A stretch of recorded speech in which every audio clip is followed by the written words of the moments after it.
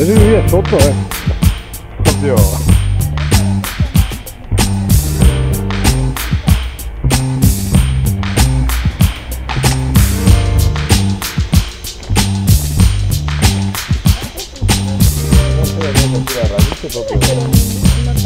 C'è tutti i piastrelloni, ancora da togliere.